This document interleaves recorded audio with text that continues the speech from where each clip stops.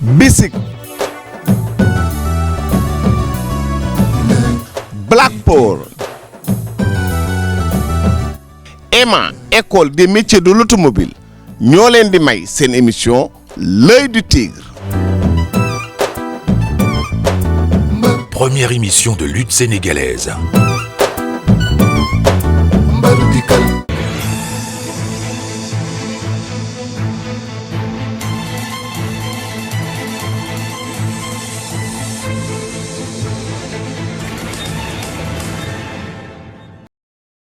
jërëjëf mbokku téléspectateurs yi ni nu koy daan defee talaata bu jot ñu dellu si ñu amaat mbégte mais di jéggulu nag di jéggulu waaye màggal oblige xam ngeen ni talaata bi ñu génn yemboo woon nag télévision bi xam nga liggéey bu rëy bi nga xam ne liggéey na ko ci wàllu màggal gi avant màggal gi ci biir màggal gi après màggal gi moo waraloon programme yi yu bari ñu arrêté ko sukkandiku ci liggéey bi nga xam ne Xaadimu Rasuul liggéey na ko ci lislaam mu di liggéey boo xamante ne ni màggal nañ ko ca Touba di ñaanal bu baax xalif général kullu murit Sëriñ Muntaxa Mbàkke yàlla yokk taxawaayam yàlla yokk wéram ak njabootu Sëriñ Touba fa tubaar fa kàll bu dee diine feeñ na bu dee ni jàng alxuraan feeñ na li fi Sëriñ Touba bind ba ko fi feeñ na lépp loo xamante ni aajoo woon na it ci màggal te Sëriñ Touba sàkk ko woon ci nit ñi ñu santale ko suñu borom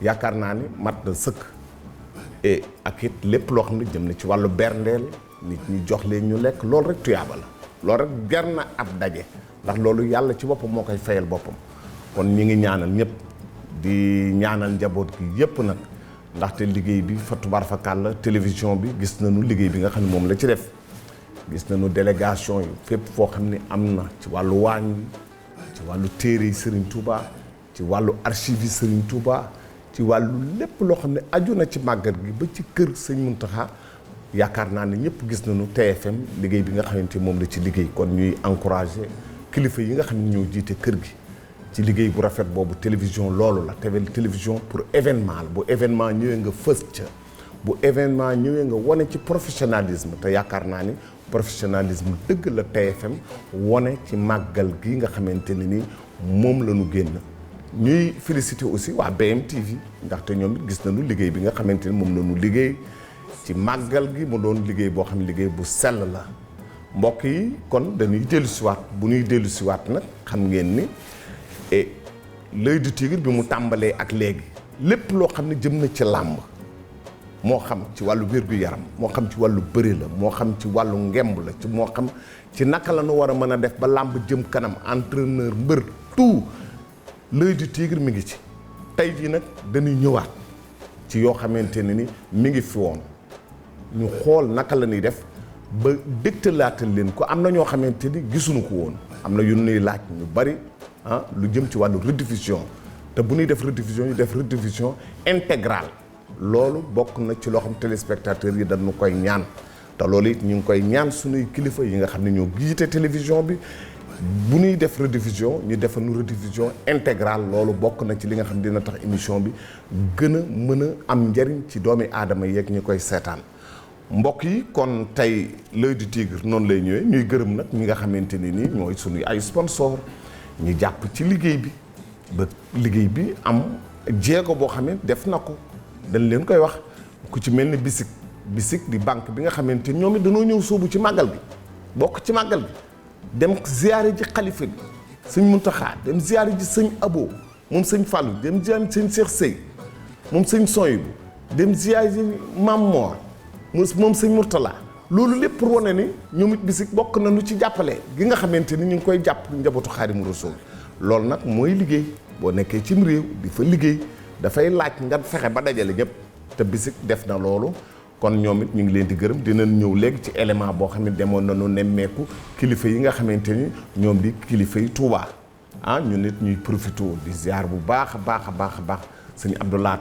moom sëñ Fallou sëñ Abo sama mos laay wax ndax sëñ Abo cofeel gi mbëggeel gi lépp gis naa ko sëñ Abdou Karim sëñ Abdou Fatah gis nañu lépp di leen ñaanal di ñaanal soxna Astu moom soxna Baali moom soxna May moom Xaadimu Rasuul soxna Astu gis nañu tàggaay ba yaay toogoon ba bàjjan toogoon nga toog ko loolu moom la ñuy doyee doomi aadama boo donnee da ngay donn lépp te toogaay bi rafet na gis nañu kilifa ya toogaay ban fa toog loolu lépp moom la soxna May samaam daan def moom la soxna Baali daan def kon boo ko defee wàcc nga ñu ngi la ciy ziar bu baax di ziar bu baax Black Power wax nañ leen ko moom it di boisson bi nga xamante ne ni njariñam am na solo ci doomi aadama ndax ay ferñeentam ah ñu ngi leen di ziar di leen ñaan dinañ ñëw d'ailleurs ci benn émission boo xam ne passé woon na fi muy Modou Lo et Black Power fës ci lool et suñu sponsor bi nag di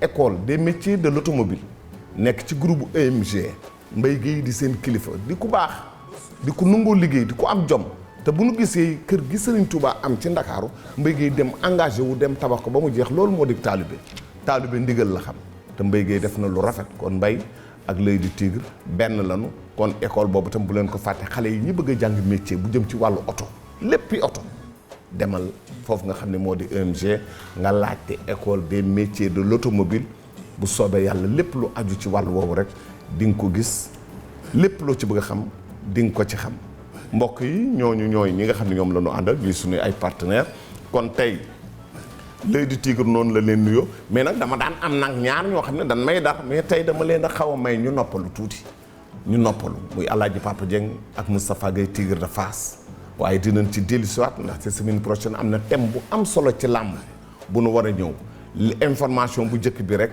mooy Siteu ak Papa Sow taxaw na Pape Abdou Fall moo ko taxawal altine la joxe avance yi mu doon loo xamante ni fës na ndaxte gis ngeen Pape Abdou Fall mi ngi woon ci Ama Baldé ak Tapha Tine combat boobu bu mujj yàqu waaye jël na Siteu boole ko ak Papa Sow looy daf di loo xam ne dafa am solo dinañ ñëw it ci Balla Gaye benn ko fi invité Balla Gaye ñi nga xamante ne ni yaakaar naa ne bu ñuy wax ndaanaan ci làmb li daan sembla saa béy la moom Balla Gaye mat na ko sëkk ah dinañ ñëw it ci géwél yi ndaxte am na lu ñu fi def ci biir làmb loolu lépp mbokk yi bëgg nañ ko waxtaane tey ci l'Oeil du Tigre li ñuy def rek lenn la dañuy xool bisik ngan gi nga xam ne ngane nañ ko Touba ngan gi nu nganee xalif général ak njabootu Xaadimu Rasuul ñu dellu si waat ci l'Oeil du Tigre ak la TFM mbokk yi loolu mooy li bisik def foofu nga xamante ni moo di Touba ñu leen di gërëm di leen encourager nii nag la boo dee ànd ak nit léppam dalay ñor te bisik lépp a mënu ñor ndaxte bokk nañu ci ñuy jàpp ci l'Oeil du Tigre ba mu toll fi mu toll te ànd bi yàgg na te ànd bu yàgg Mbaye Guèye Faye nee na dëgg la kon comme que dëgg la nag noonu lañ bëgg di doxale am nañu yeneen i gan yoo xam ne bu soobee yàlla ñi ngi waaj a ñëw ñoom tamit bu ñu ñëwee incha allah ñu topp liggéey bi rek liggéey ko liggéey bu rafet wax naa leen ko l'Oeil du Tigre demoon nañu waxtaane dóor ak ngaañ-ngaañ yi ci mën a am un grand professeur Mouhamadou Diouf jóge Paris ñëw fi dajeek ay borom xam-xam yu mag ay professeur yoo xamante ni ci Ndakaaru la ñu nekk professeur Seck yaat ma loo mu ngi fi woon ah bokkoon na ci beneen professeur boo xam ne mi ngi jógewoon à l'université de Dakar ñooñu ñëpp bi ñu ñëwee danoo waxtaane ngaañ-ngaañu dóor lan la mën a indi ci musiba ak bu ñuy sauver doomu aadama naka lañ ko war a mën a sauver ñu am luñ ci xool ñu dellu siwaat ci l'Oeil du Tigre ak la TFM.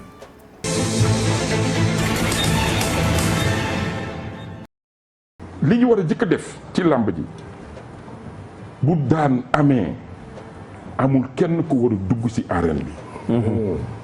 Première sécurité parce que nit ñi kii wax na ko dañu gis nga émotion baaxul. mën naa la wax loo xam ne dafa lay dugg émotion rek. waaw nga daal di wax loo warul wax rëcc ko ëllëg. waay fekk da nga la maîtrise du corps et de l'esprit kii wax na ko. xam nga tàggat yaram mooy tàggat la ba yow ci sa bopp. bu la nit doon jam puso toog ci sa wet. nga nekk présidence ñëpp taxaw. waa ji di la jam puso pour nga yuuxu nga ne këj. daal di jël douleur bi fàtte ko. acupuncture dañuy jël puso yi di la ko jam. différentes parties du corps. di nga dégg waa ji yuuxu. déedéet. ca xel ak xalaat. ci loolu la. te moi je pense que li may rafetlu mooy. yu mel nii jotaay yu mel nii. dafa war di am régulièrement terminé par la formation des arbitres di leen yóbbu ñuy def formation en permanence acteurs yi même ñi nga xam ne dañuy bëre war nañ leen di yóbbu ak ñi nga xam ne dañuy def basket ak di football ak di def lépp ñuy xam qu'est-ce que c'est première intervention c'est quoi loolu dafa am solo loolu mooy question mooy ba léegi ci wàllu sport Tafa kan moo war a nekk sportif surtout sport de combat après dinaa ci ñëw ak Yatma question bi yéen ñett yéen a ko bokk. waaw sport de combat Bécaye. waaw ki ko war a nekk déjà mooy kii apt ndax déjà ci CNG ak fu mu discipline bu mun doon pour nga pratiquer sport bi di nga am kii bi wala yow mi am nga wér-gu-yaram bu tax nga mën a defi sa sport boo ko amul nag waroo koo def. te pourtant nag mbir yàgg nañoo bëri ji. di am kayit bu ñu bindal seulement rek. waaw Moustapha Guèye nee la nangam indi copie carte d'identité ñu signé la kayit boo xam ne xooluñu la sax. waay mbaa CNG tere ne yenn place maanaam boo amee jumbax bu néew yi. waay ñu ngi koy woowee professeur. hernie ombilicale mujj gi avant dañ ko am di bëri. waaw mujj gi ñu tere ko ba léegi kenn bëri parce que dañ gisoon ne am na. daal am na ci ñu bëri ñu arrêté seen. am na ñu bëri seen carrière arrêté. donc ñu ngi tàggat protège-dents yi tamit dañ ko commencé imposer yàggul xam na quelques mbër comme ni nga ko cité Gris Bordeaux yu commencé xam ne lii bokk na ci santé boxeur yaa ngi ko def te dañuy takk gant. yow nag par contre frappe frappe à main nue la. yax la. bu war a dal ci yax mbaa mu dal ci yàpp ci suux bi ki toppaat mooy ban nit moo war a def sport de combat waaw nit ki nag su fekkee tàggatoo sa yaram comme ni ko professeur bi waxee sànq ba lépp yemb parce que nit ki pour nga compétir jour J da nga war a prêt da nga war a nekk à 100% de tes capacités ou 80 ñu comprendre la mais mbër moo la ñëw di bëri ji dawi woo boxloo contagoo tëdd sa kër ba bëri ji conséquences yu doy waar mën la ci fekk. mën nañ la dóor sax nga faatu maa di taali. ki entraîné def ci yaramam ay yëf am ay missile dóor ay saak.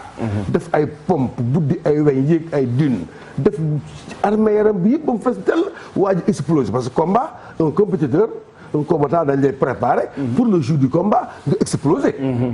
mais explosion boobu soo ko defee ci kaw koo xam ne amul dara mën na ko jural loraanga. donc moo tax war nañu bàyyi xel bu baax a baax a Bécaye ci këyit yi ñuy bindal mbër yi.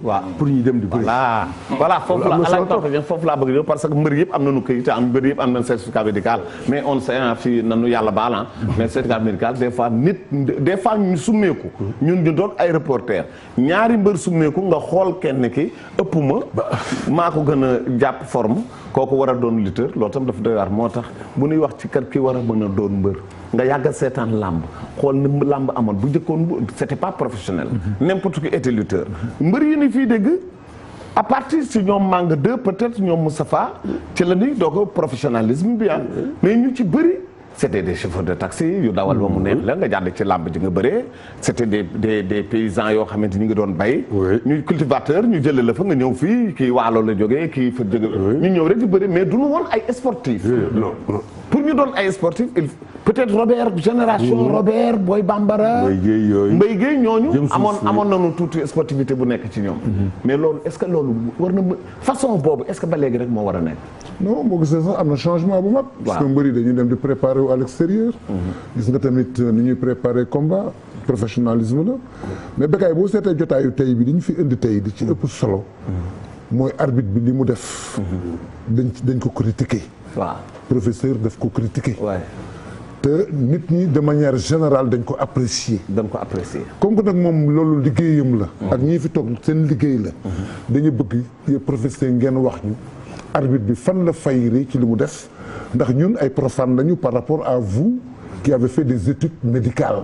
ngeen expliquer ñu arbitre bi pour ñun li mu def jaadu na mais pour yéen li mu def jaaduwul ngeen expliquer ñu loolu puisque li may Bécaye di laaj Moustapha Guèye tontu na ko ci. question bi mu posé. loolu boo koy seet loolu moo sabab sama teewaay fii. vraiment moo taxoon ma préparé d'abord expliquer arbitre bi li mu def lan mooy danger bi. ba mu leer ci boppu ñëpp. ba buñ fa jógee. lu mel noonu ku ko teeweeti doo def ni mu def. man loolu lu mu jitteel la. ñaareel bi ma wane lu mel noonu naka lañ ko war a secourir.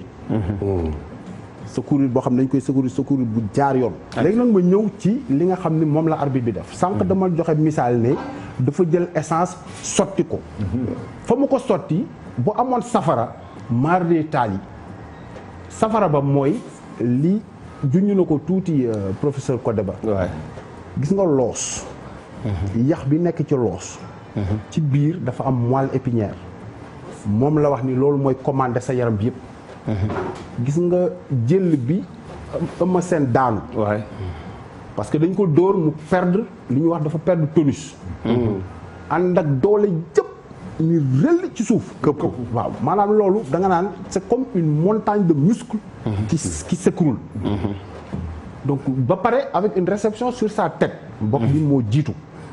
loolu képp ku xam traumatologie.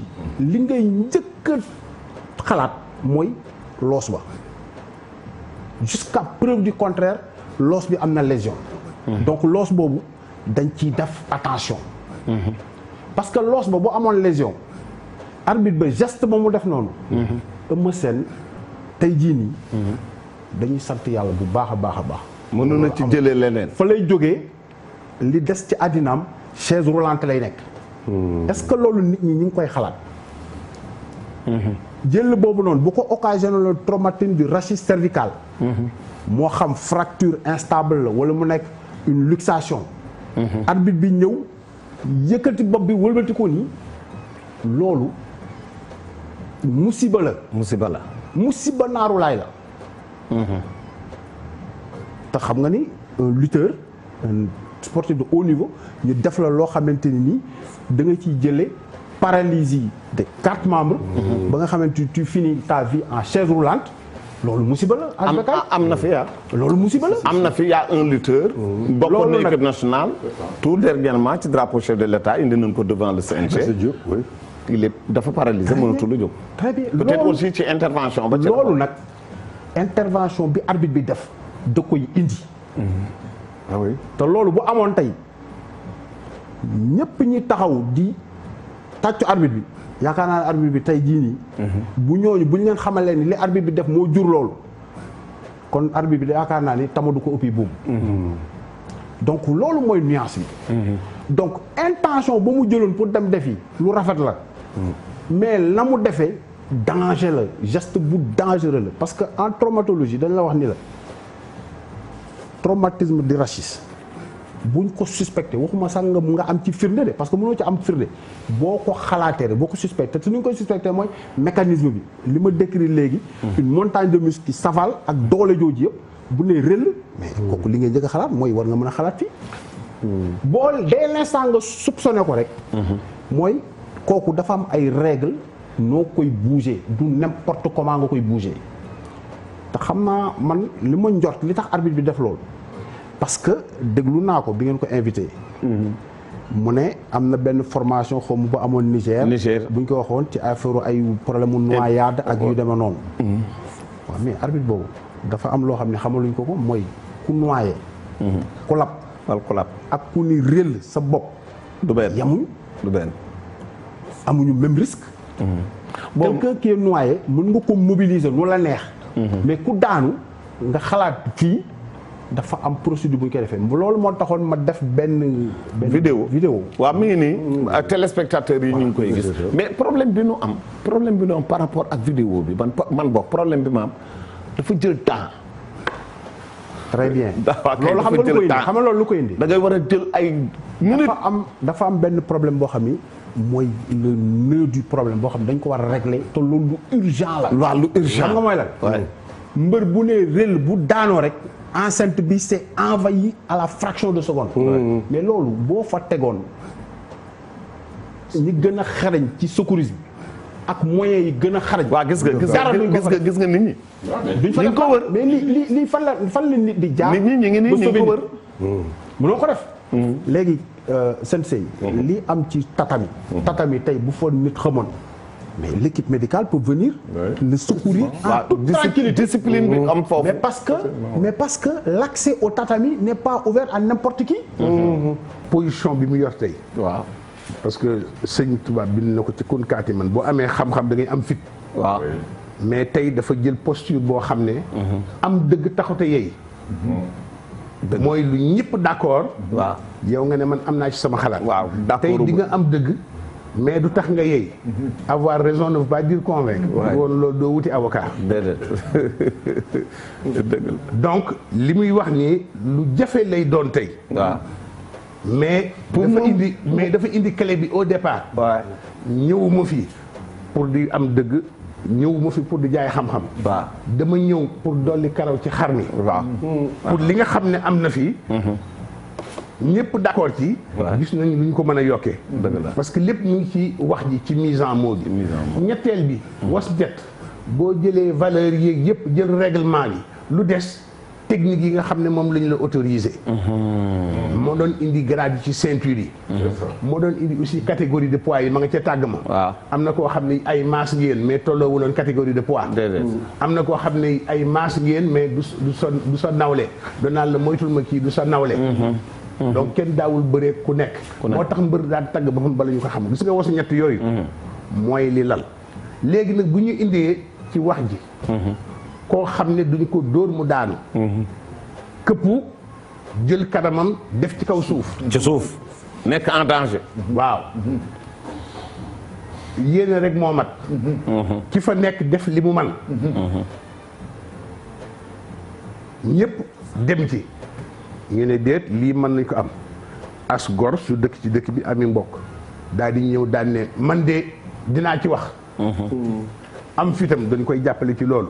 c'est important. dégg ko tamit ci noonu. waaw. parce que dara sottiwul lu ñu yéene.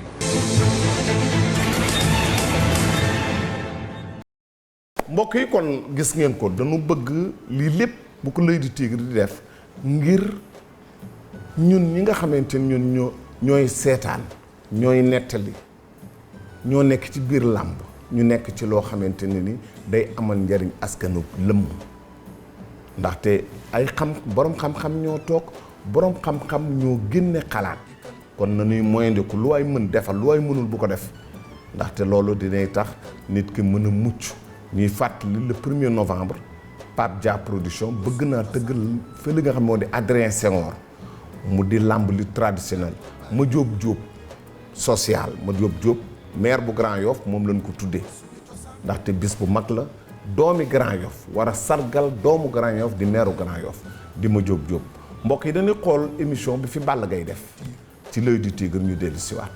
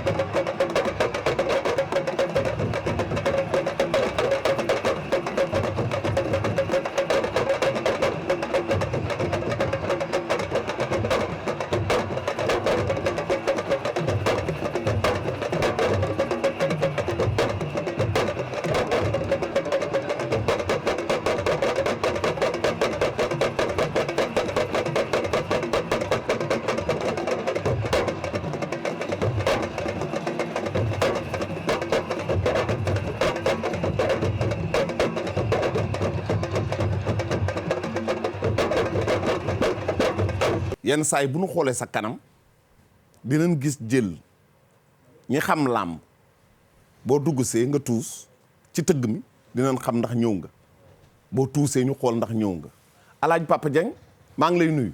maa ngi lay fay. Alaaji Papa Dieng balaa maa ñëw ci mbër da ko bëre xam na nu mu daan duggee mais boo toogee di seetaan mbër mu tuus damay xam li mu indi xam ndax am na confiance ndax am na état ndax dégg na ndax am na dégg ndax xam na bés bi ni mu toll ndax xam ne li mu war a bëre lan la donc tous mu ëmb dafa bari. dafa bari. tànk boo ci doon rek am na lu muy wax. Moustapha xam na loolu. dafay assurer supporter dafay assurer entourage dafay assurer encadrement dafay assurer écurie. am na ñoo xam ne danaa dem làmb rek tout simplement pour seetaan Moustapha mu tuus wala Mbaye Guèye ñu dem ñibbi. buñ tuusee ba pare. am naa xarit yu bari dañ koy def. waaw damay dem seen kër sax après làmb naa ma nu mu demee man la ñëwoo làmb ji nga ñu ne ma si ñëw nañ. mais biñ tuusee ba pare laa ñibbi ndax tuus moom mooy dalal xel. waaw mooy indi doute. ndax sa kanam dañ koy gis ngay xool tribune bi. waaw surtout nag di remarquer ñi nekk tribune bi. te xàmmee leen. da nga leen di xàmmee parce que loolu moo lay wax ni bés bi ni mu toll diwa ngi fi. mais mbër waaw. diwa ngi fi. maa ngi fàttaliku am na combat bu Mbaye Guèye doon bëree Matar ñaa ñëw ses ma ne ma Pape Dieng dama bëgg dem làmb ji mais sama xel dalul. man ko lu tax dalul mu ne ma parce que bugguma defet te man du may faral di génn te Mbaye Guèye moo may génne te dama ragal dem làmb ji am defet man ko loolu amul problème ma dem seeti Mbaye Guèye.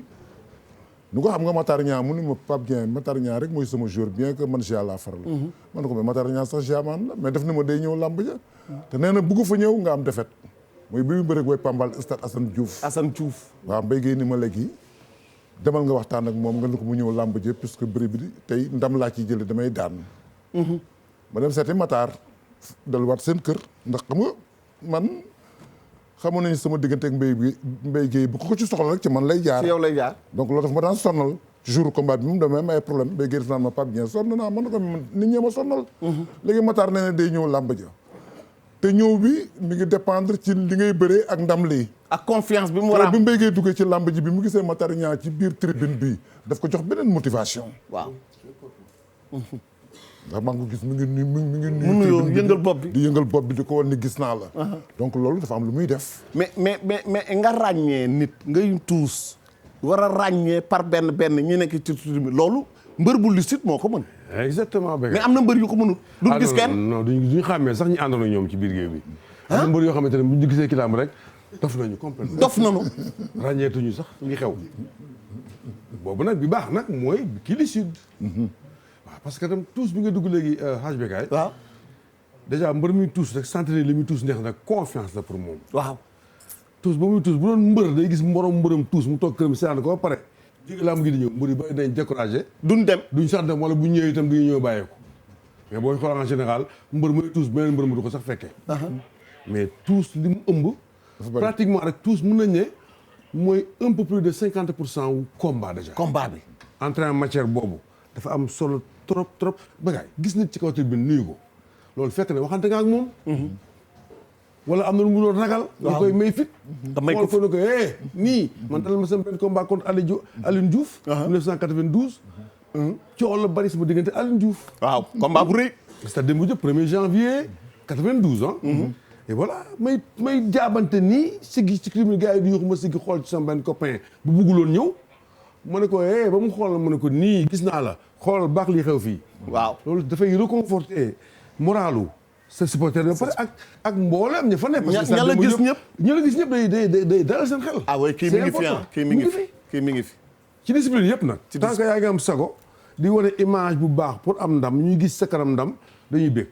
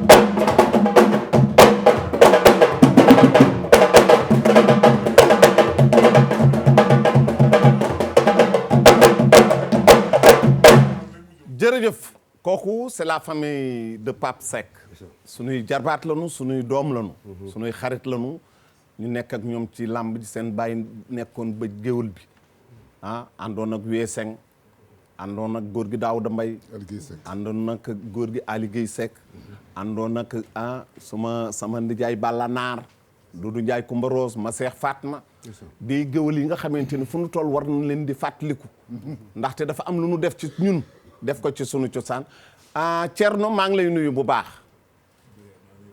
Thierno maa ngi lay nuyu xool nga cummikaay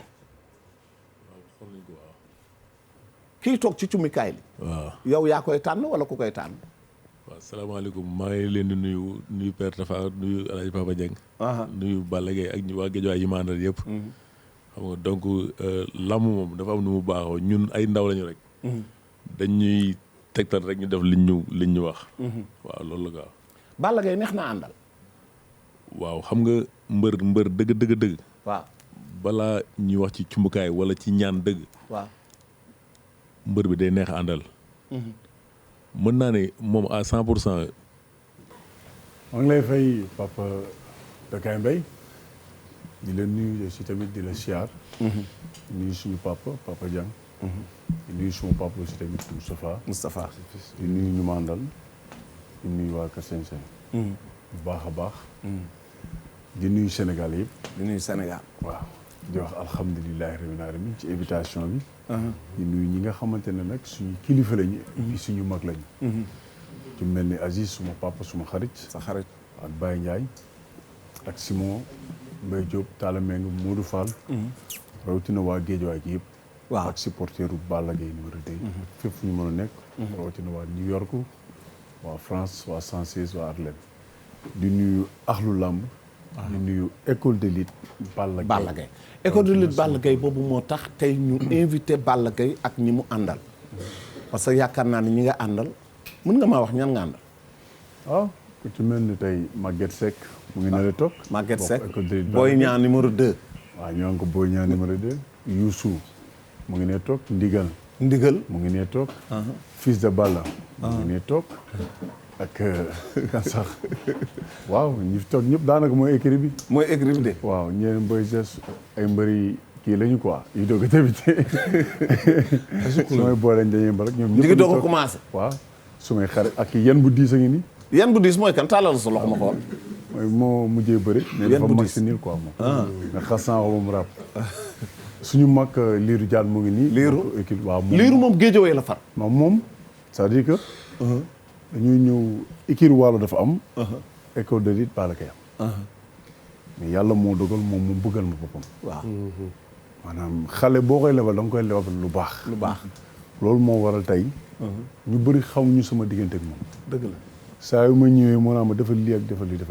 moo tax mu nekk nit ku ma respecté ak nit ku ma bëgg te yàlla tax waaw Aline Seck suma xarit suma mag ñu yàgg ànd Bour Guéweul di suma nit di suma lépp waaw Thierno Gueye moom du ma ko Thierno doo ko présente mais actuellement école de lutte bi ñaata mbër boo xaymaa parce que xam naa ni mënoo xam ñaata mbër lañ war a doon actuellement xaw ma ñaata mbër lañ war a doon war nañ ëpp 60 non motuñu 60 matuñu 60 non motuñu 60 ñu mot ay 50 la ñu mot wala ay 40 et quelque franchement bi nga fay dem ñaata at nga 19 ans non 18 ans 19 ans 18 ans 19 ans parce que maa ngi fa dem ay 2000 waaw 2000 fekk na ma ci école bi 2000 fekk na ma ci école bi boobu maa ngi jàng métier atelier tubaabu jor waaw après ci laa bàyyi nag après daal di dem mais 2000 moom fekk na ma ci école bi may entraînement waaw mais lan la Balla Gaye di représenté pour yow Balla Gaye numéro 1 lan la doon pour yow waaw li muy représenté pour man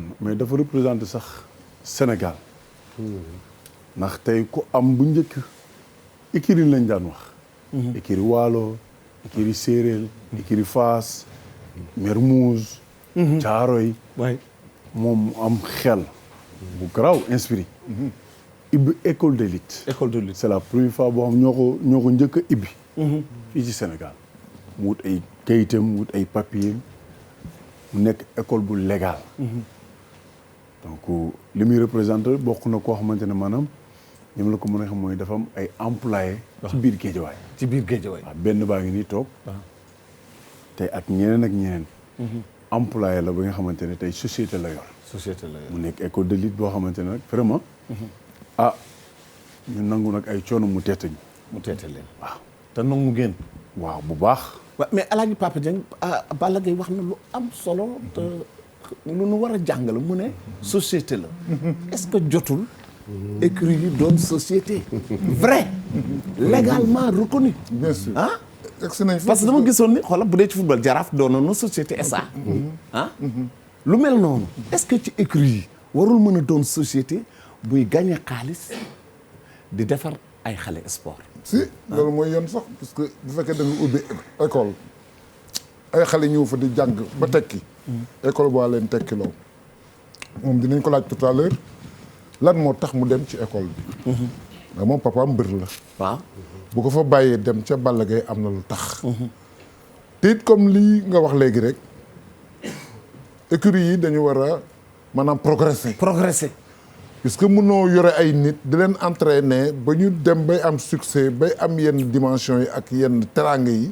te école bi du ci bokk waaw te école bi mooy producteur kon école bi ci boppam mooy li na waxtaan sànq ak Moustapha ak écurie yi dañu war a jël seen responsabilité ñi ci bokk lii ak lii mooy tax nga bokk ci boo ci bokk it am na foo xam ni boo ci tollee nii ak nii ngay def comme club professionnel sart bi nii la tëddee ndax loolu mooy yoon sinon mbër yi ñoom dañuy enrichir écurie yi day mujj dem ba disparaître gis nga si football bi si ndar li ko dal waaw metti na la bés bu ne nga jooy ko bien sûr mais ci structuration bi la rek waaw ndax bu fekkee écurie bi daf fi nekk nga war a entraîner ñëw li ñu la wax nga def ko su bés ba jotee ñu yóbbu la puisque bu coow amee lu coow bari rek li ma gën a neex ci écurie bi mooy bu coow amee même bu Balla defee déclaration ci presse bi Balla Gaye 1 su bés ba jotee mooy toog sa chaise ba kon loolu am na solo mooy toog si chaise ba ndax ñi mu wula dem bëri ji bàyyi ko ginnaaw ndax kon xelam du dal mbër dafa ragal loolu mbër dafa ragal woon waaw dafa xaral léegi man li ma koy laaj ginnaaw bi nga xamee ni wax nañ ci affaire structuration bi puisque comme li nga wax dañ professionnalisme la kii gérer professionnalisme bi daf ci war a am part bu mag a société boobu dafa am solo puisque il faut que ñoom ñu jël seen responsable bañ a ragal xale yi bañ a ñëw wala xale yi gedd mais bu fekkee da nga ni mbër mi su ma koy waxee li day bàyyi écurie bi wala day gedd kon doo leen avancé doo leen dem te loolu dal na écurie yu mag écurie bu ci mel ni Fass waaw ndax dañu war a structurer affaire yi ñu ci nekk dañu war a topp ci li ñuy wax bu ñu ko deful ñu wuti solution wala ñu génn ci écurie bi léegi man li ma koy laaj mooy pourquoi Balla nga dem écurie Balla Gaye waaw école de lutte Balla Gaye école de lutte Balla Gaye waaw école de lutte Balla Gaye dama doon jàng métier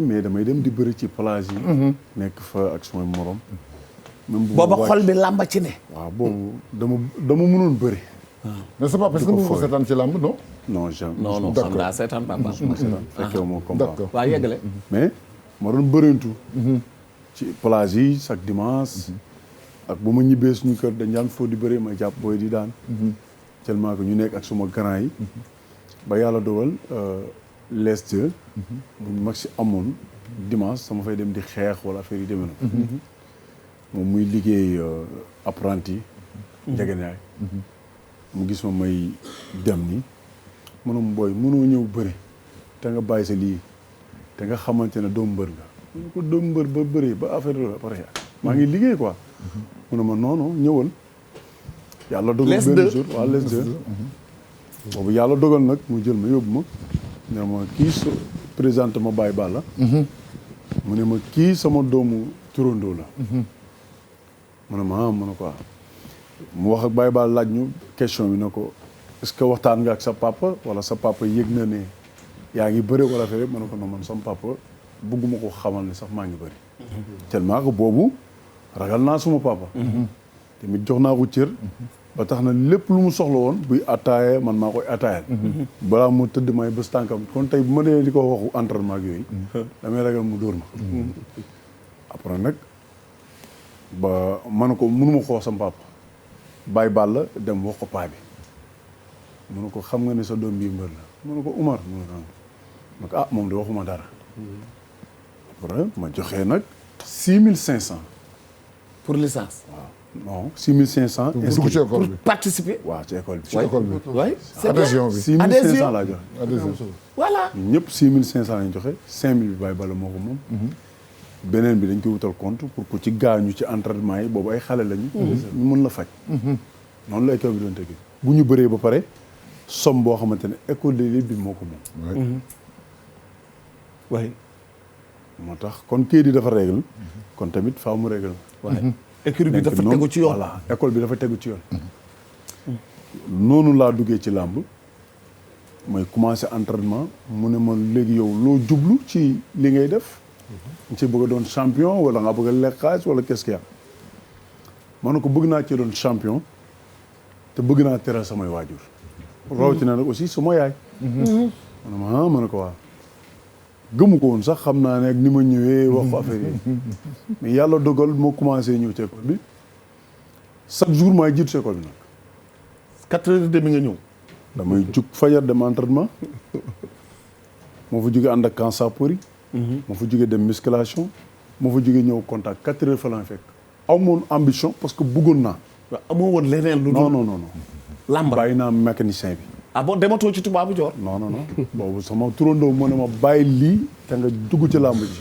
ah Balla wax la loolu. waaw mu ne ma boobu gis na qualité. waaw comme man gëm naa ko. mu ne ma bàyyi li ngay def te nga ñëw ci mécanicien bi. ma taxaw xalaataat ma ne man est-ce que bu ma bàyyi métier bi bàyyi moom. wóor na waaw mais après moo commencé entraînement am doole gëm sama bopp. et puis ma nekk xale nag te nangu naa luñ ma teg ma tegewu ko. comme pour man bu ma gëmee lii mën naa mën a avancer. mën nga dem. noonu la demee nag ma bàyyi. jëngu ci 3 séances. waaw chaque jour contact. chaque jour musculation chaque jour ma ànd ak sapeur yi. sama premier combat dama ñëw bëre mu facile. ma ànd ak moom ci mbapat yi. mu yomb. Parcelles. jàmm gën Maxime Bargane. Birahim gis la waaw. Père Birahim moom. donc muy Moussa ñëw ci mbapat bi daf ma naan toogal ne bul yàq mbapat bi. lu tax da ngay daan waaw damay foowantu di daan avant mbapat bi commencé. donc day jàpp ne ma pare rek damay ñibbi. mu ne ma demal nga toog fee bul commencé gu booy échauffé wu daal mu nga ñëw. moom it aussi mu joué suma carrière. encouragé ma. woo suma papa waxtaan ak moom. teewul man suma papa moo tax ragal waajur lu am solo la. mooy tax yéen ñi doo ci dugg. yéen ñi doo ci nekk. lay wax nga dëgg. loolu moo taxoon tey ba li ma bëggoon suma àdduna. ragal naa def lenn sama papa yëg ko. mam problème. ragal naa def lenn suma turandoo yëg ko. bàyyi loo may école wala nangam.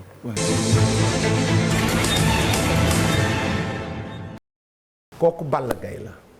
mbokk yi Modou Lo it jaar na fi def na fi émission ñu xool Modou Lo ak ña mu àndal écurie bi Rock Énergie nanu meloon bu ca du jëkk ak fi nu toll loolu lépp mbokk yi bokk na ci lu nu waxtaane ci L'Oeil du Tigre ndaxte L'Oeil du Tigre lii la bëgg di waxtaan ak yéen di leen jox xalaat combat yi taxaw nag bari nanu yooyu yëpp dinañ ci dellu siwaat ndaxte làmb fi ñu toll ni ñu bari dañ naan non làmb ren la làmb di dàq dama leen koy yëgal mbokku téléspectateurs yi làmb ju mel ni làmbi ren musul am ci Sénégal bu ma leen ko waxee nag war ngeen koo gëm ndaxte man lu ma leen wax ci làmb am na lu tax ma wax leen ko ren ngeen di gis combat yi ngeen bëgg a gis yëpp ñu nanguwul a bëri ci seen biir sax ren dinañu bëri ci seen biir làmb moo toll foofu te yéen mbër yi ngeen xam ne làmb yéen a ko moom bu ñuy wax làmb bëree tax bu ñuy wax làmb promoteur a tax kon mbër ak promoteur na ñuy jéem a déggoo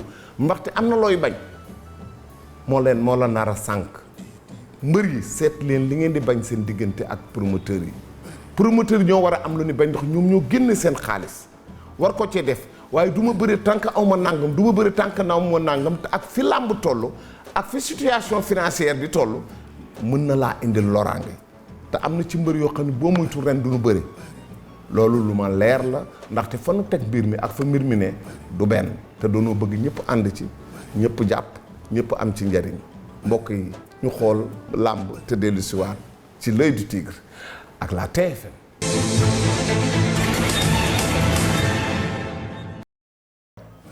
waaye li mu fi def ci diggante bi du ma ne kenn defu ko fi mais ñi ko fi def bariwul te loolu li ko waral mooy li nga wax rek ndax tamit xale bu fekkee dafa màgg ñu jaarale ko ci yoon bu eggee da ngay xam ne ñoo ko jaarale ci yoon la kon nañu félicité ñi nga xam ne ñoo couvé écurie bi ñoom Khadim Gadiaga ñoom Ndiouga ñoom Ibou Diouf frère Modou Lo mais surtout Pambay entraîneur bi John liggéey na sax mais Pape ba ko jëkk jiitu ci liggéey bi Pape ku gis bu xale yi di bëree ni muy wax ak ñoom surtout bu Modou Lo di bëree am na moment boo xam ne dafay wéet ak moom di wax ak moom di xool ndax Modou Lo ànd na ak dal ndax li mu koy wax mi ngi koy tontu loolu yëpp psychologie bi Pambay daf koy def te man dama koy seetlu. dafa nekk ku effacé mais liggéey bu mag lay def ci biir écurie bi.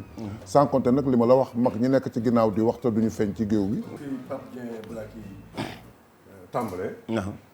mooy féliciter d'abord l'écurie Rock Énergie. parce que man déjà rek gox bi nga xamante ne mooy Rock Énergie di Parcelles Assainies. en 1986 laa fa njëkk a takk ngemb di bëri. fa laa njëkk a tàggat sa doomu Fass la. waaw Fass sama tàggat mais samay combat yi ma def sama àdduna yëpp commencement ba fin muy 23 ans de carrière. maa ngi ko démarré Parcelles jeexale ko Parcelles. ñoom foofu nga mus di ngembo. 86 laa commencé bëri juillet 86.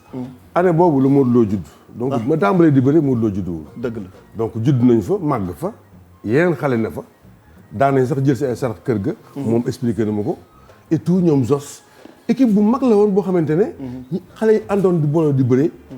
ñi nekkoon see ginnaaw Pape Mbaye dafa démarré ak ñoom ah. mu ngi nii ah Pape Mbaye aussi bu leen fàtte ne lutteur olympique la mu ngi nii toog. moom Pape Mbaye. kii toog nii tamit ak Ibou. Ibou bii tamit ñun ñaa ñu defandoo stage premier degré entraîneur de lutte. équipe nationale olympique def waaw.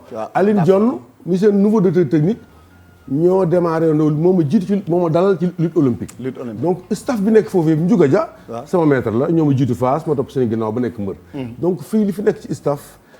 extraordinaire la ma nga xamante ne mën ñu ko expliquer Khadim Gadiaga le président nokk ko tarbiyu làmb nag sonn na ca créer rek énergie nekk le père fondateur moom ak Rock Mbalax di ci daw na di ci sonn ba ni mu nekk président des lutteurs en activité ni mu nekk secrétaire général de l'association des lutteurs en activité ba ni mu nekk président des lutteurs en activité ba aujourd'hui ni mu nekkee le président Rock Énergie donc staff la boo xamante ne liggéey bu ndaw la ñu liggéey ci suuf ba mu màgg ba jébbi ba taxaw am naa tuuti nag lu ma bëggoon expliquer ne yeneen lutteurs yi nga xamante ne ay ndaanaan lañu wax nekk champion ci biir énergie. mais di nga ñëw jaruñu yàkkamti. yoon baa ngi fi. yoon baa ngi fi et puis di nga ci dellu si ci kanam tuuti parce que dañuy door a commencer te yaakaar na tey spécial Rock Énergie la Khadim Gadiaga ñu ngi lay nuyu. Demba Dia yàlla dafa def jour bi ñuy taxawal Rock Énergie veille bi la jóge France. bi ñuy amee problème ak Pikine jaxasoo noonu. waaw du ma ci dugg parce que dafa gudd. waaw non. mais jour boobu lañ. loolu yàgg na ci làmba waaw jour boobu lañ ñëw. ma wax maîtrise ma ne ko nañ dem seeti ni may sangoo jóge entraînement sama xel dem ci Demba Dia mi ngi ci dëgg. ma dem kër maîtrise rapidement ne ko nañ dem seeti Demba Dia ñu ñëw fekk Pa Youssou mooy ki ko doon yerool sécurité am. ñu ne ko dañu bëgg a gis Demba Dia noonu maag maîtrise mu ne mi ngi ci biir. mu dugg toog ñu ne ko dañu bëgg a taxawal écurie Parcelles mu ne kañ la ñu ne ko suba la ci centre foyer bi mu ne dinaa ñëw Demba Dia bi mu ñëwee discours amul dafa ñëw rek ne man maay président bi tàllal loxo yi. waaw ne de kii amul rek kii man maay président bi. ñëpp tàcc. acclamation. bi mu nekkee président mu doxal coono gu ne daj na ci. da doon wax naan mbër écurie bi yëpp. ko daal mais lu indi Rock Énergie. waaw Rock Énergie. avant mu koy def bi ñu taxawalee dañ doon jàpp écurie Parcelles Assainies. parce que association dafa am lu ko wund. parce que booy taxawal association il faut mu am tour ci objectif yi mu xam association de lutte la wala association de football la wala association sportif la. wala bu dee groupement d'intérêt économique. bu dee lu ñuy liggéey xaalis mu nekk groupement d'intérêt économique GIE. mais bu dee association sportive c'est sans distinction de race ou d'ethnie ou de sexe. ou d'appartenance religieuse amul boo di xonte ci biir xeet. di bëggee Lady Tigre bu baax a baax comme li Khadim wax rek. moom émission la ci biir émission yi. parce que xam nga toog di décortiquer yombul. xam nga ñoo ngi koy suivre daal bu baax a baax yàlla na gën a jëm kanam. amiin merci. waaye nuyu président Rock Énergie staff bi ak yëpp waa Rock Énergie yëpp. waaw comme lu Khadim wax rek xam nga lu ñu naan tout début est difficile. xam nga comme li nga wax bu njëkk ba xëy na làmb parcelle bokku ci woon. tey ñoom Khadim. mooy suñu grand yi ci nekkoon ñoom ña nga nekkoon écurie Pikine ñoom ay maîtrise ñoom Thionkesir Bëré ñoom Talla Gaynde ñoom sos ñoom ñëpp. xam nga tey nag dem nañ ba xaw fa bari. xam naa nag ñu yëg ni war nañu mën a teewal suñu gox. xam nga ci lañ ñëw nag ñoom bi taxawal écurie Parcelles. waaye nag di début boobu ay xale lañ. waaye réunion yu njëkk yeeg yëpp ñun ñoo ngi ci woon. di yéen a ngi woon ci biir. waaw ñu par amour quoi. waaw xam nga bëgg làmb. waaw làmb moom lu ñu naan ko ne li nga bëgg moom moo la solo. moom ngay fowee. xam nga waaw ñoom it ñu nekk ay champion yàgg xam nga nekkoon suñu grand dëkk ci wet yi mais dañ naan fa jóge di dem entraîner Pikine. ma xam naa nag ñun loolu ñu yóbbaale ba ñu bëgg làmb xam nga. est-ce que am nga leneen loo doon fowee lu dul bëri. ci sport. waaw xam nga Sénégal moom xale bu mu juddu football ak bëri ngay fowee. football ne xam nga. waaw mais nag aayoo bëri woon moom ci football quoi. non aayoon naa ci de aayoon naa ci latéral bu saf laa woon wax dëgg ñoom ñuy nekk di dox yooyu comme ni mu ko waxee rek ci Rock Mbalax tamit xam nga ñu koy ñaanal yàlla fu mu tëdd gënal ko fi mu jógee waaye xam nga comme li muy expliqué loolu lu ma marqué la moo tax du ma ko gaaw fàtte parce que bañ fay dem xam nga di ko wax dañu bëgg leader daal xam nga faaw ñu xool mbër yu mag yi dëkk Parcelles te nekk ci yeneen écrit ñu dem seeti leen xam nga demoon nañ ci fu ne ba ñëwee wax ko comme li Xaadim wax rek mu ne yéen fooy da ngeen ñu yëpp quoi mais champion fii ci yéen la war a jógee ngeen may wax da ngeen di uti ay leader xam nga ba tax na loolu lu ma marqué la lu ma marqué la di ko ñaanal yàlla rek yàlla sàmm njabootam ji fi des teg ci loxo Alaaji Papa Niang loolu Rock Demba Dia waxoon dëgg la champion dañ koy liggéey de dëgg la xam nga dafa am ñoo am vision adduna daf ci am ñoo xam ne yàlla daf leen may lii ñëw ëllëg dañ koy gis ndax dañ koy wax njugum yi li ma wax xam na ko dañ daan toog ak Boy Naar Fall mu wax ñu loo xam ni doo ko gëm jour ma njëkkee ñëw mënoo Moustapha Gueye day doon champion ma ne ko Moustapha Gueye mu tuuti nii amul taille amul poids dafa gàtt naka lay doon champion mënuma dafa bari ab xam-xamu làmb xam nga gëwuma ko woon waaw ma jëkkee dajeeg Moustapha moom laa ko wax ni ko man Boy Naar Fall nee na pour ma jàppale la mais je crois pas que di nga doon champion mais comme li Khadim wax ak li Modou Lo wax Bécaye lépp ambition la ñu naan ne réussissent dans la vie que ceux qui osent oser moom dafa oser ndax bi muy ñëw boo xoolee combat yi daan bëri ak série bi mu ciy def comme s'il était prédestiné à être champion dafa mel ni dañ ko teg ni ko da nga war a doon champion te loolu sax ma gëm ko mooy dama am ay xarit ak ay mbokk yoo xam ni ci loolu turandoom bokk du mbuub mais nee na ma bi mu nekkee xale moom moo ma jëkk a wax ni ma Modou Lo dee doon champion man ko mais Modou Lo dafa tuuti mun ma Pape Dieng Modou Lo dama ko xool ci mbapat du caaginu sama turandoo ak yooyu mën nañ ma ko tuddee ba pare bu amul qualité du ma la ko wax mais yow da ngay sama mbokk di sama xarit di liggéey ci média yi ma bëgg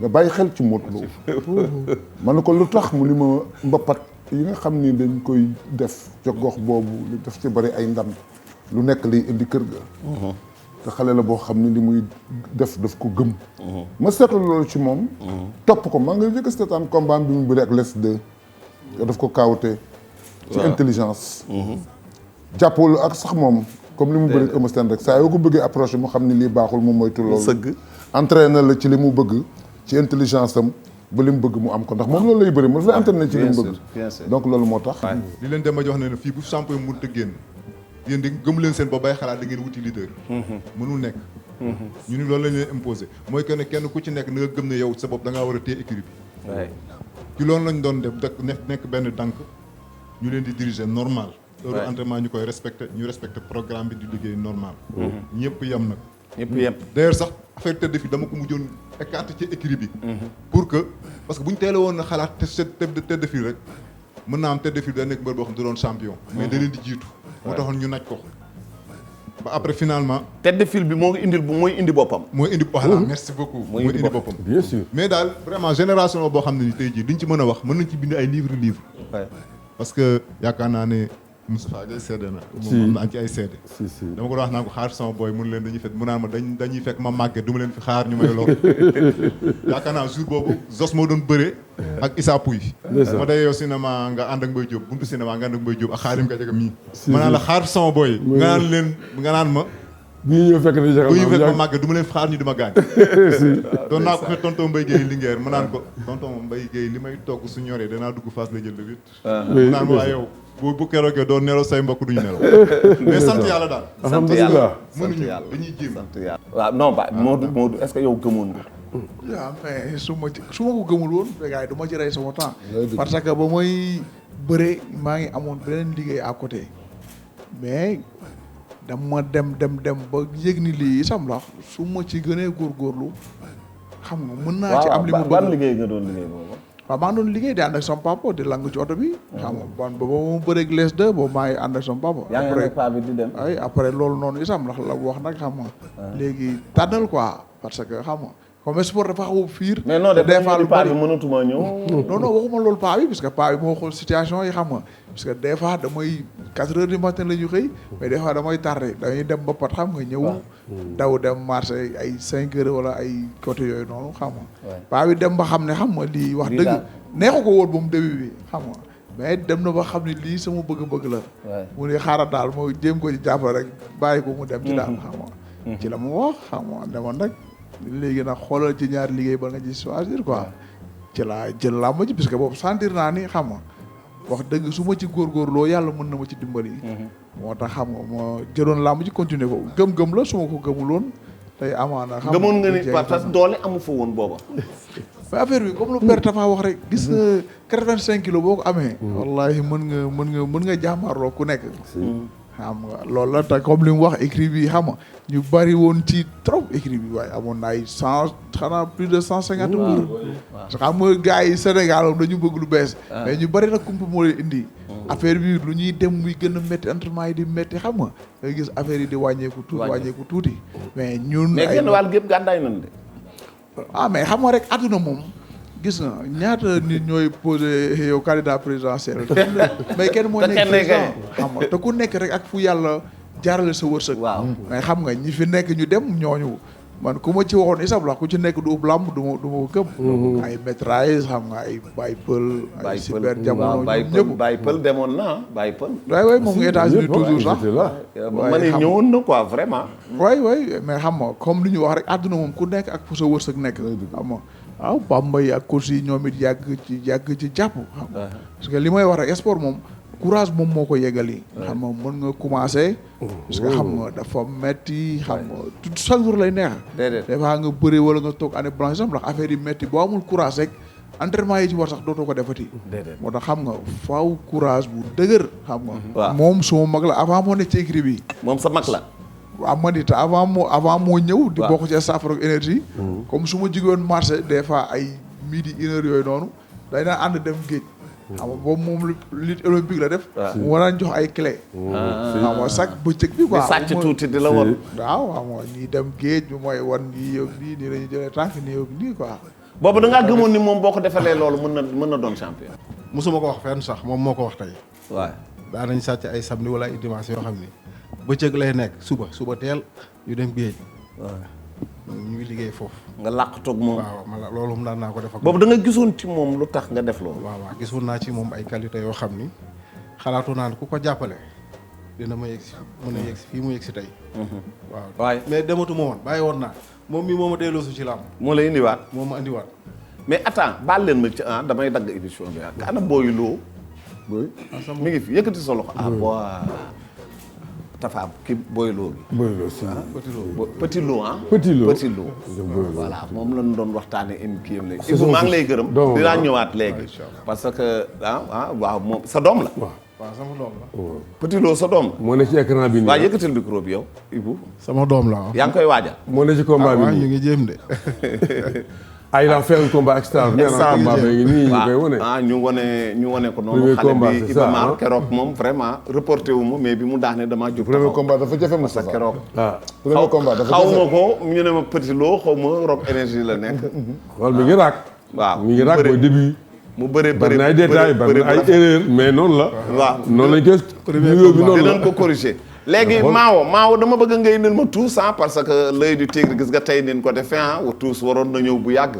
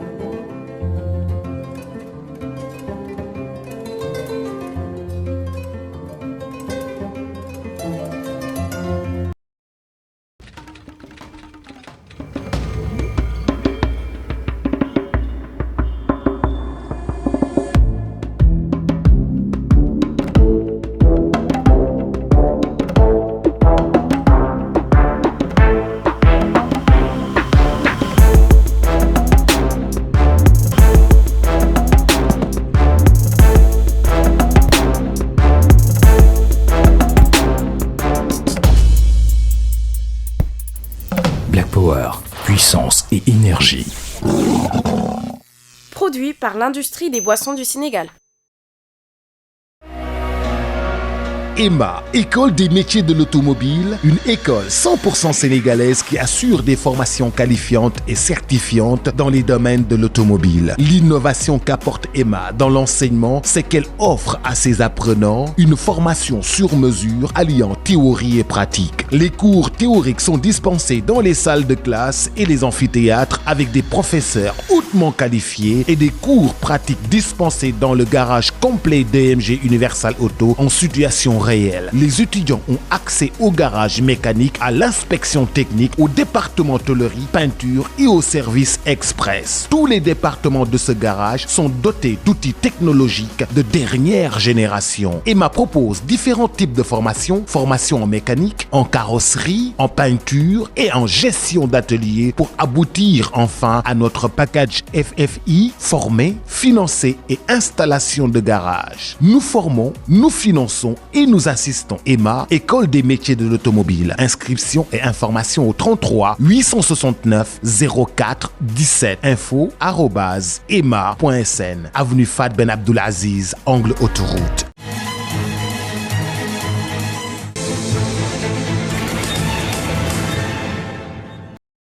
jërëjëf kon loolu mooy li nga xamante ni Modou Lo Balla Gaye def nañ ko fi ci wàllu làmb dinañ ñëw nag bi yoon nag ci géwél yi ndax tax géwél dafa am solo ci biir bëri dama leen koy faral di wax bu géwél bokkul ci làmb làmb du am ndaxte liy tax làmb taxaw géwél la géwél mooy bàkk buur géwél mooy bàkk mbër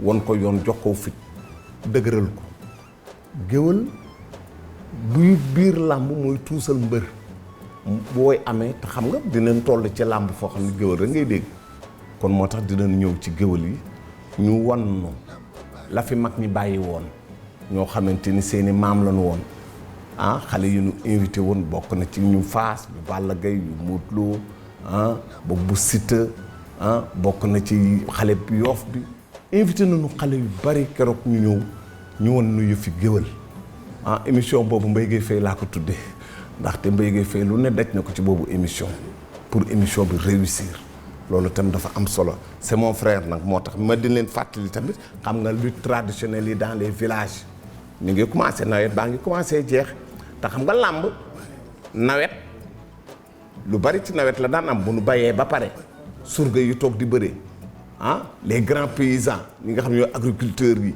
yu mag yi géewal leen ku daan ñu jox la saaku gerte ku daan ñu jox la nangam ci dugub ku daan ñu jox la nangam loolu bokkoon na ci richesse su làmb napp mi noonu la demee woon bu nu nappee ba ñëw géej gi neex ñu jël jën yi teg lébu yi bëri wane seen doole wane seen bopp loolu lépp dafa bokk ci luy dundal lu daan dundal làmb léegi nag làmb na ma alaaji Ameth Diène waxoon làmb nekkatul lool léegi làmb reeni million la mu nee na booba làmbi reeni ñàmbi la woon ma ne ko waaw mu ne ma léegi nekkatul reeni ñàmbi reeni million la kon reeni million la waaye nag mbër yi nanu raisonnable promoteurs yi fay lu am solo làmb neex gën a jëm ci kanam ren wax naa leen ko ren la làmb di dàq daaw mbokk yi bokk na ci ca Marlot foofa dañ fay amal làmb le 1er novembre nag lañ fa teg ak 60 000 francs invité d'honneur ba Modou Lo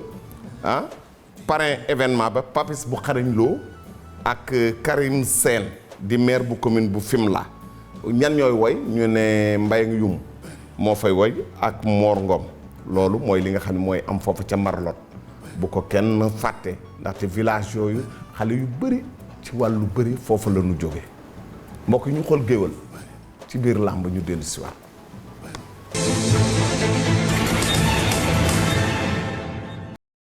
dafa am loo xam ne dafa am solo nga wax ko parce que mbër mi dëgg la li ñuy engagé wu ci ñoom la waaye tamit ñun mënuñu dégg mbër mi di signé ay millions yu bari tey ki nga xam ne tey bu ñëwul nga wéet am na loo xam ne bu la ko wax waaw loolu nag dama koy wax pour ñun ñii. waaw teel bi bu baax waaw am na loo xam ne Bécaye bul la ko sax wax. ndax ñun mbër yi duñu waxaale ak ñoom. lu ñuy wax bët bu rusul toj. waaw ndax ñun mbër yi duñu waxaale ak ñoom. waaw. waaye parce que yéenay seen i géwël. waaw non non waru leen a waxaale. ñoo war a xam lu leen war. ñoo war a xam lu leen war. Bécaye ñoom ñoo xam lu leen war a wax. du nag dama ci am ak kii problème wala dama ci am ak kële problème. li may wax nag ñun ñii la. balaa ñoo dem ci Gana ñëwal ma ci Fass.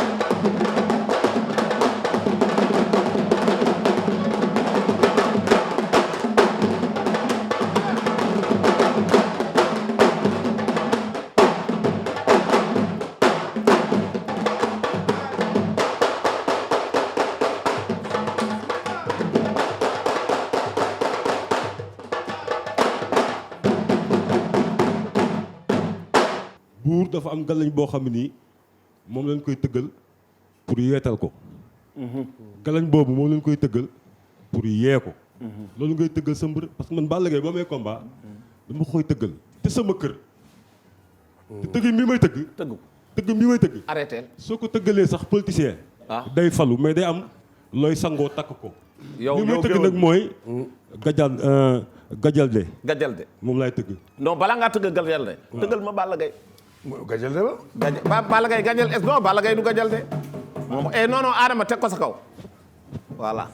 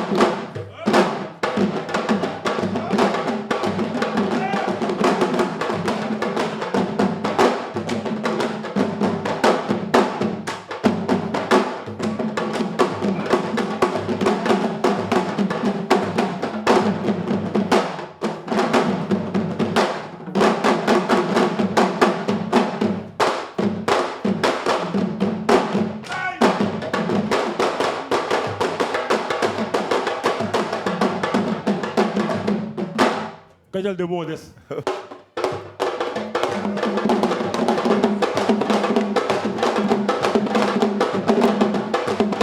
ñu tuuxu nañ tuuxu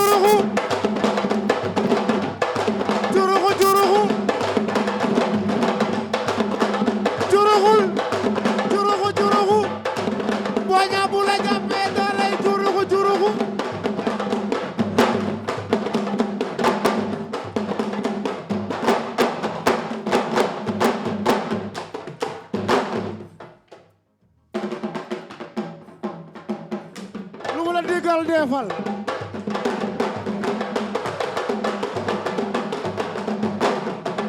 lu ma la digal defal fii lu ma la digal nang ko def bu laajee mboot yow dangay mboot boo ko waree dóor yow bu ko waaj doomu dégol ñëw na dangay dóor lu ma la digal nga def gisal kër gi kat ku fi nekk war ngay déglu di ko dégg di déglu ndigal daal di moytu tere jëf jëf jëf ju baax a ca gën booy ña jëfal boog ci ndigal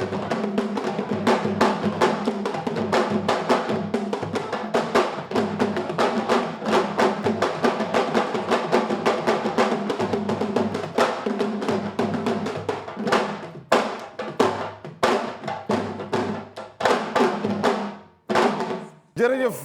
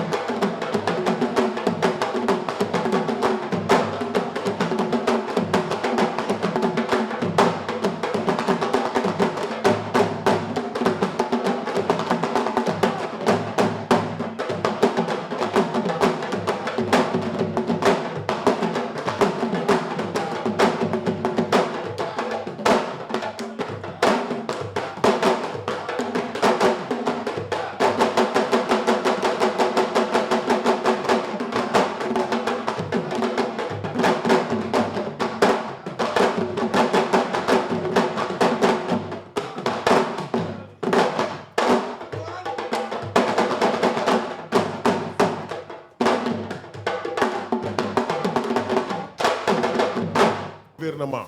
waaw ñun ñii ñooy président yi ñooy Macky Sall. mais bon Macky Sall. gouvernement yi nga xam ne ñooy ñëw. ñi nga xam ne ñooy ñëw di tuuti di mbër. ñooy nekk ministres yi. waaw parce que ñun ñooy nekk ci làmb ji guddi ak bëccëg. mais yéen problème yéen est-ce que am bari ngeen ni problème ci làmb ji. non ñun vraiment amuñu benn problème nag ci làmb ji. ah yéen ak promoteurs yi c'est bon. waaw ñun ak promoteurs yi nice. ñu ngi leen di tëggal ñu ngi ñuy fay. ñu ngi fay normal avant sax ñuy pare ñu ngi ñuy fay. amul ñuy wax xaaral ba après. non xam nga rek Bécaye xam nga rek. am na yu moom ñu ngi ñuy fay daal. ñu ñuy fay. dina yéex mais dina ñëw am na yoo xam ne tamit. du ñàkk. voilà mais du dina ñàkk ñëw daal. du ñëw comprendre mais sérieusement bu ñu tëggee ba pare. avant ñuy pare sax ñu jël suñu xaalis jox ñu ko. jox leen ko waaw mais nag yéen seen diggante ak mbër yi nag. waaw suñu diggante ak mbër yi jàmm rek lañ seq parce que ki nga xam ni ñoom la ñuy tëggal. muy Balla Gaye Gris Bordeaux ñoom Modou Lo ñoom Siteu ak Boy Niang ñoom ñëpp. tournoi Assane Diouf ñoom ñëpp fa lañ déclenché. te tournoi boobu ñun ñoo ko tëgg. kon ñun yàgg nañ ci làmb ji. yéen est-ce que du am yenn saa yi ngeen dem am ku ngeen jàppale ci biir. comme ku mel ci benn mbër buy tëgg ay tëggkatam. waaw parce que comme mbër buy tëgg wala lan. waaw benn mbër buy tuus su géwalam ne la kaay li ñu war wut ñaar ci yéen. wala ñett du ci ñàkk parce que des fois. ñoom ñii ñëpp ku ciy tuus. day am de des fois da ngay ñëw jël suñuy sabar yóbbu. yóbbu si sabar ah oui. des fois da ngay ñëw jël suñuy sabar yóbbu. pour compléter. waaw benn lañu rek. pour compléter waaw presque ñun géwal yi. ñun ñëpp benn lañ. yéen Mousse Adama ak Mousse amul ay Balla Gaye Modou Lo yooyu. ah Adama. comme nag nga xam ne ñu jaaxal. mais taxawal di bu ko joxagum. yow kii mooy tontu. mais Bek. waaw taxawal mu wax ba pare. booy bu fi Balla Gaye Modou Lo taxawal. oui mais est-ce que Balla Gaye Adama Ngom mii mais Moussa Yacine non li nga wax léegi dafa am sens tey ñun géwël yi ñu ñoo fi ñëw. xam nga tey jii mënoon nañ tey bu ñëwee kii toog fee ku ne di fu ñaaral. yéen ay mbokk ngeen ni ma ngeen lool. mais dëgg la am na ñu koy dund. am na ñoo xam ne li mbëri di dund rivalité boobu. moom la géwël yi di dund. am na. mais ñun ku xool ñi suñ toogaay bii xam ne ñun amuñu benn problème. Adama Ngom laa lay gën a gërëmal. waaw parce que gi nga Modou Lo bi ko Balla Gaye daane. daf maa woo ci guddi gi. moom Adama. ku ne xam na ni man damaa dof ci Modou Lo. Modou Lo bisam sax moo ma daaxal sama bis. barke Khalifa Malick. ku ne xam na fi ma yem ci Modou Lo. waaw mu woo la. mais ba ma demee kër ga ak sama naqar dama dem toog concentré wu munu ma lekk munu ma naan sama xol tàng mu woo ma téléphone ni ma rakk man ko naam mun ma man la Adama Ngom man ko waaw mun ma du courage yàlla lii la bëggoon tey sant ko suñu borom bu ëllëgee yàlla mën na laa mbay ndam nga ree lii di ko dàq man maa ngi lay ñaanal jàmm te du courage.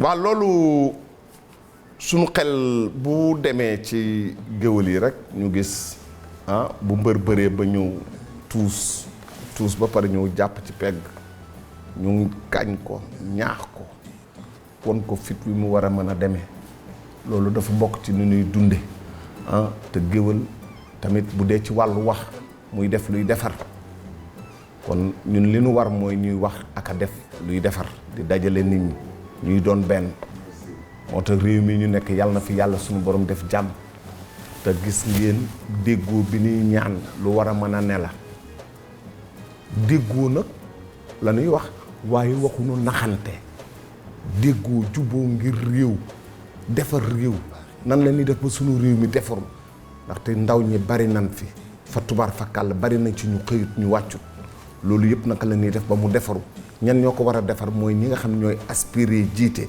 wala ñu jiite kon ñaar ñooñu bu nu àndee xalaat xale yi réew mi mën na gën a jëm ci kanam ñu xalaat bu baax ni ñuy def ba sunu réew bokk ci réew yi raw ndaxte am nañu lu feeñ lu war a mën a tax am réew jëm kanam yàlla na doon njëriñ ñëpp ñu juboo ñu bokk ndey ñu bokk bàyyi waaye na ñu am ndigal di ko jële ci sunuy kilifa réew day am kilifa rawatina ñun ñu am ay réew moo xam ne ñu nekk ci réew moo xam ne bu ñu xoolee ci réew yi kilifa yi diine yi danoo def lu am solo màggal paase na ñu ngi jëm ci gàmm dinañ dem Tiwaawan dinañ dem Njaasaan dinañ dem Ceneba dinañ dem Yoof dinañ dem Ndar dinañ dem Njaaréem dem Touba dinañ dem Nimzaat dinañ dem Kër Cheikh Omar Fouti Taal dinañ dem fépp foo xam ne lislaam am na fa doole taxaw na fa te loolu daf di loo xamante ne ni waruñu ko di bàyyi muy des ginnaaw ñun ñoom moom suñu réew nan defar suñu réew ba suñu réew bokk ci réew yi gën a feeñ ci àddina bi te loolu lan moo nu koy may benn bi mooy jàmm benn bi mooy jéem a déggoo benn bi mooy ñu juboo ñu bokk ndey ñu bokk bàyyi suñu réew gën a mën a jëm ci kanam Rock Mbalax bi ngi waajal le 23 décembre ci diggu Ndakaaru mu fi waajal penc mu mag moo xam ne ci lay wonee les 1200 prises yi mu def mu ne nag parrain ba grand serigne de Dakar la kooku kon ñu ne Pape Diagne Bassirou Pape Diagne di xale boo xamante ni moom nekk grand serigne de Dakar di ko yaru ko dal bëgg cosaan xam cosaan ba tax mu ne nongul na ko Rock Mbalax dem nañ fa am na luñ ci mën a xool ci grand serigne te dellu si waat laataa ñuy tàggoo.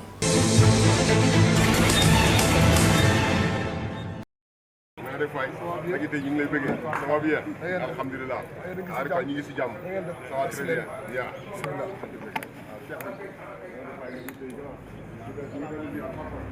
kii dañuy sant yàlla di julli ci yonent bi di nuyu bu baax grand serigne de Dakar Alaaji Pape Ibrahima Diagne dafa di ab dëkk boo ciy dugg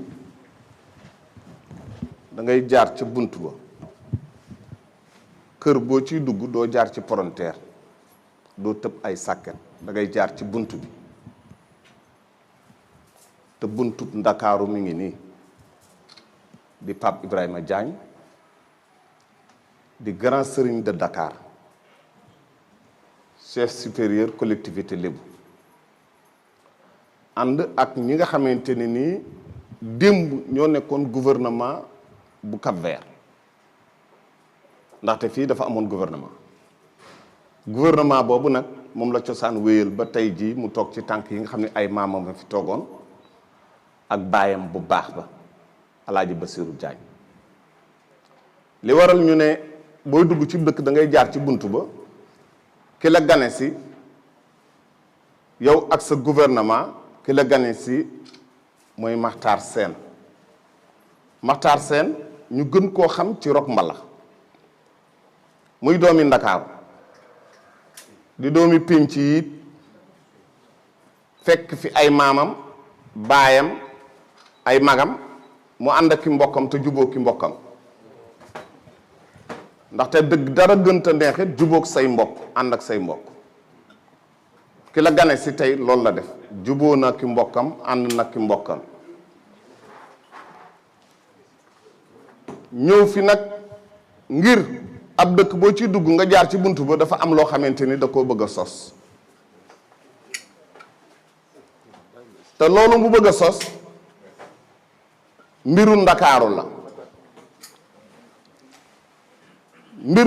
la ndaxte ci ngoneem dafa di sportif bu mag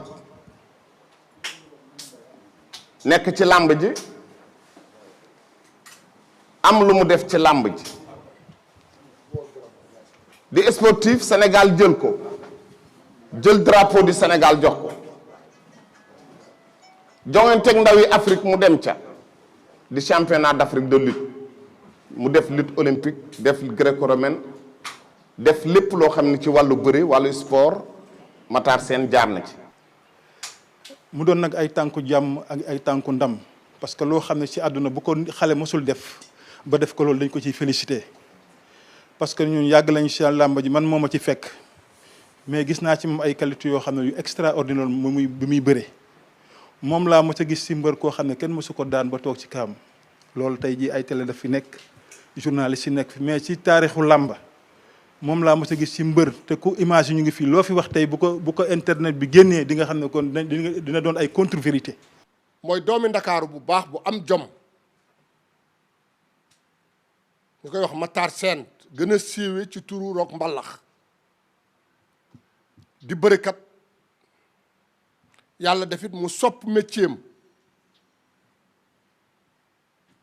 def ci kéemtalaay kàttanam ba guléet ci àdduna tey ñu ne am na bërekat ci Sénégal bu am pas-pasu génne ab téere def ci taarix wane ci xam-xam boo xamante ni bii dana jéggi Sénégal dugg ci yeneen réew nekk ndono ba ilaa yawmil bachar pour képp koo xam ne am nga xam-xam baa nga bëgg a yokkute ci xam-xam baa nga bëgg a leerlu sa xam-xam boo yëree téere boobu gis ci xam-xam ndax tey bërekat dafa nekk loo xamante ne bi ci réew mi ci métier yi gën a ëpp lu muy génne koom-koomu alal ci la bokk.